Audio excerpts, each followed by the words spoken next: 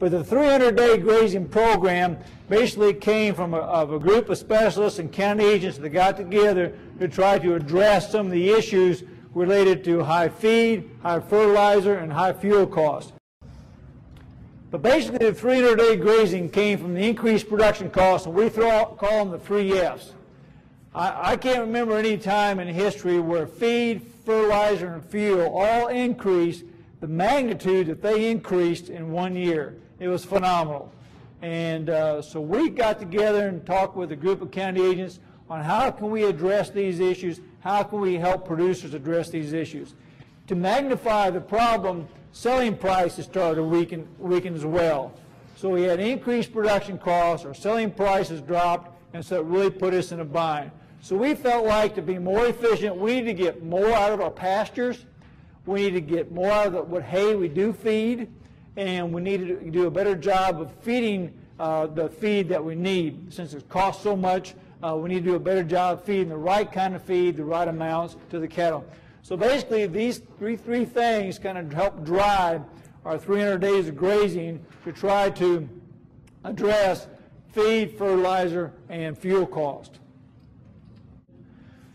Our demonstration consists of a number of different projects. We have a stockpile forage project, which consists of warm and season grasses. We also have a rotational grazing project that's all part of the 300-day grazing umbrella. The third part is complementary forages, both winter and summer annual forages.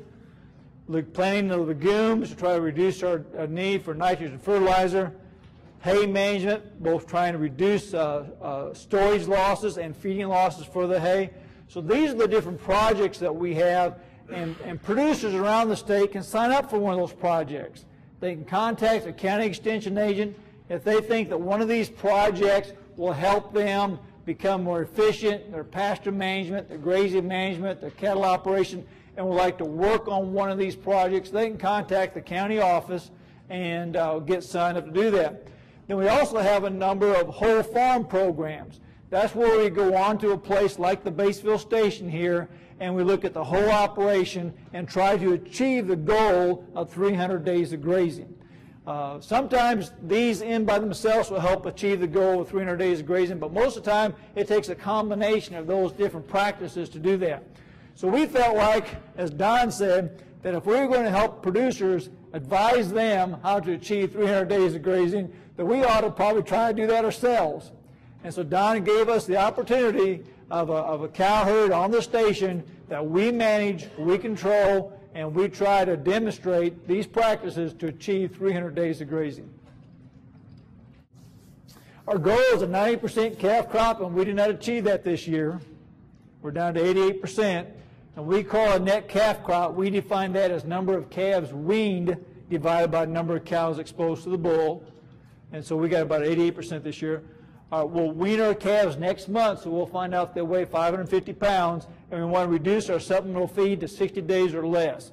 So that's what our goals were as we started our project, and that's what our goals still are today. So that's what we're working toward. We've got 40 acres of Bermuda grass and 95 acres of tall fescue, and Dr. James will get into more detail on how we manage those pastures. We've got a Brangus Ballinger cross females. Dr. Barn will address more on how we managed our cattle.